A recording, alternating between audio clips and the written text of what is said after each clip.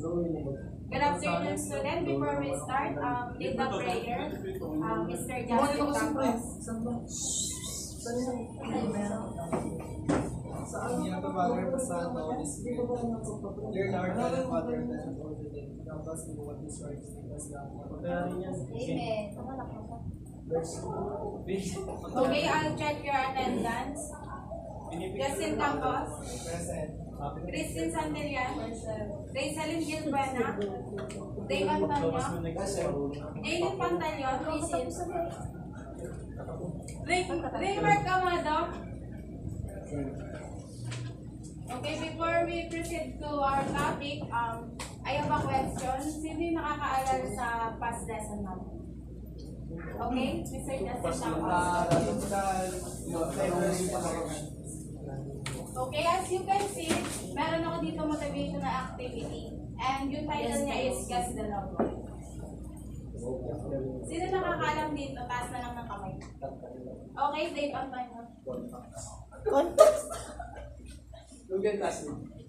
Tingnan natin kung tama.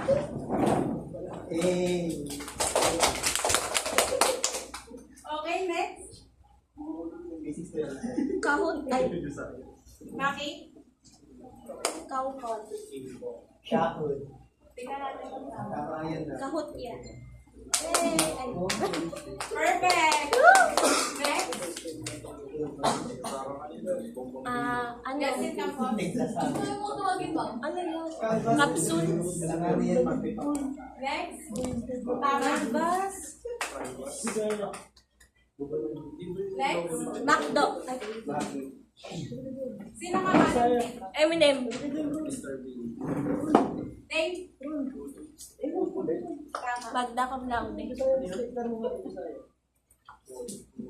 Mudin. Ito pudin. Next. Ko. Perfect.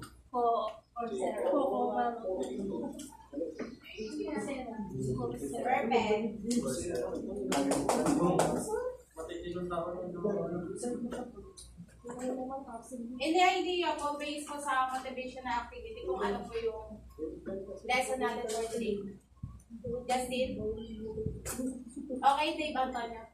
I guess yung mga iba't ibang platforms na ginagamit natin para makapag-isip Okay, tingnan natin kung included nga siya sa topic natin. Our topic for today is relevance and authenticity. When we say relevance, what comes in your mind? relevance kung sabihin ba natin or medyo accurate lang sa gusto mong isasabihin yung pagtuturo or gawin. Okay, tama siya. Pakibasa yung production, Maki. Sinabi mo na. In modern education, the concept of relevance and authenticity play a crucial role in engaging students, improving learning outcomes, and preparing learners for real-world challenge. These principles have bridged the gap between theoretical knowledge and practical applications, making education more meaningful and impactful. Ayan nga po, based sa introduction natin, ang tatalakayin po natin is relevance and authenticity, which is, meron po siyang crucial role for engaging students po. Next, relevance and education. Ano nga ba yung relevance and education? Pakibasa nga, Ms. Santillan. Relevance education refers to how meaningful and applicable learning experience are to student life. Interest and future goals, when content is relevant, students are more motivated to engage with it because they see it coming. When we say relevance nga po, tulad po ng sabi ni Mr. Antonio is, dapat po konektado po siya sa pinag-aaralan natin. For example po sa major nyo po is, which is HRS, kung mali po major nyo is HRS, then kailangan po yung ituturo ko po is connect po siya dun sa major nyo. Next, ways to enhance relevance. Pakibasa nga po, Justin Campos. Connected to real-life situations, teaching concepts through real-world problems, current events, or relatable scenarios help students understand why learning matters. Paano nga po natin ma-enhance yung relevance? First, ano po, connecting po natin siya sa real life situation. Nang sa ganun po is, makarelate po kayo sa pinag-aaralan. Tulad po ng dinidiscuss.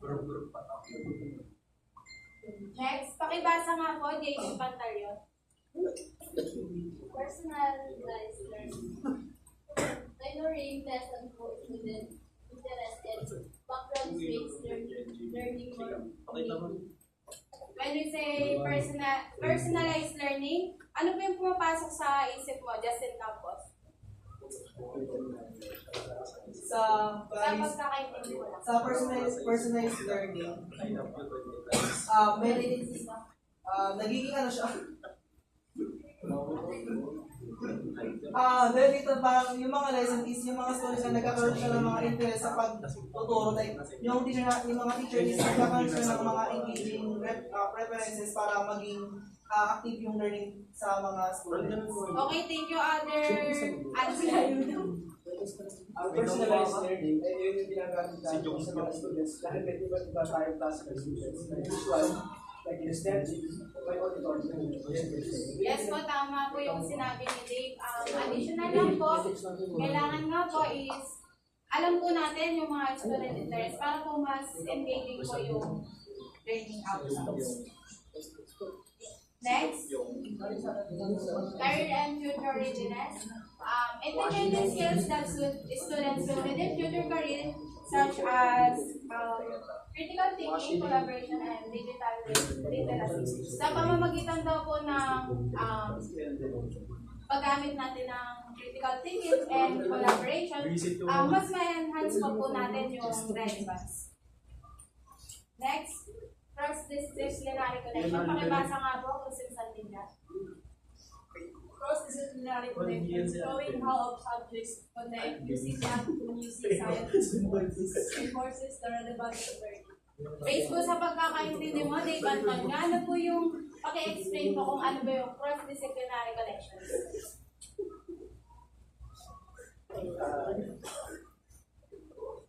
Cross-disciplinary connections. Pinapakita ng iba't ibang students yung pag-accommodate sa iba't ibang relevance ng pinag-aaralan. Yes po, no? Nakikita naman po natin dito using math and music and science and sports. Mas na-reinforces pa daw po yung relevance when it comes po sa learning. Next po, authenticity and education. Pakibasa nga po, Maki. Authenticity and education refers to learning experience that's genuine, meaningful, and reflective of your world. Real-world challenges. They encourage students to engage deeply with the material about experimental learning and engineering. When we say authenticity po, it means that authentic, ano po siya, legit po siya or totoo po siya. Next, ways to foster authenticity. Pakibasa nga po, Justin Campos. Project-based learning. Student works on complex real-world problems develop critical skills in the process. Dito daw po sa PBL natin is mas na-work on daw po complex to real-world problems and mas na-develop po yung critical skills natin when it comes po sa PBL, sa paggamit po ng PBL. Next, experiential learning. When we say experiential learning po, it means that from the word itself, experiential, it means that na-experience po natin yung learning. Such as hands-on activities, ayun nga po yung mga binibigay na activities sa inyo, and simulations po, and sa mga major nyo po na ano po, para mas immersive po yung learning. Next, student advice. Dito naman po sa alam student to make decisions, syempre kailangan po natin i-allow yung students para po alam po natin yung intrinsic motivation nila. Next, pakibasa, Justin. Community industry partnership. Bringing in the guest speakers, internship or collaboration with local businesses helps bridge classroom learning with real-world application. Ayan nga po, based po dito sa PowerPoint natin is mas na-guest speakers po na po when it comes po sa collaboration. Next, Benefits of incorporating real-world relevance and authenticity when it comes to IM schools. First, dito po yung benefits niya, increase student engagement. Mas na-engage pa po yung student na makinig pag relevance po and authentic po yung pinag-aaralan. Next po is improve knowledge retention and transfer. Alam naman po natin yan. And next, enhance critical thinking and also problem solving po. And next, personalized and adaptive learning paths. Last, greater student motivation and ownership of learning. Andito po yung mga examples natin ng relevant and authentic po na IMs tools. First, Google Classroom na po. And next, Kahoot. Dito po yung mga quiz. And next, Moodle. Parehas lang po siya ng Coursera and Canvas. Ayan, tapos na po tayo. And I have a question. May natutunan naman po ba? Just in campus, magbigay ka naman po ng natutunan mo sa report mo.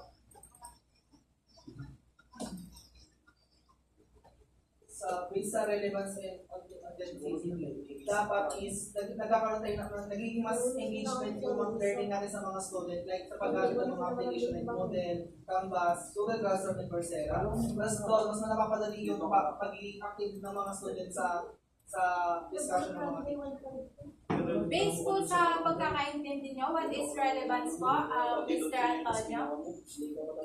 Based on my, in my own words, relevance, yung connection or malapit dun sa topic may system sa butas. Yun po, no? I hope may natutunan naman po kayo sa lesson natin for today. Thank you, that's all. Yun lang, tapos na. So na,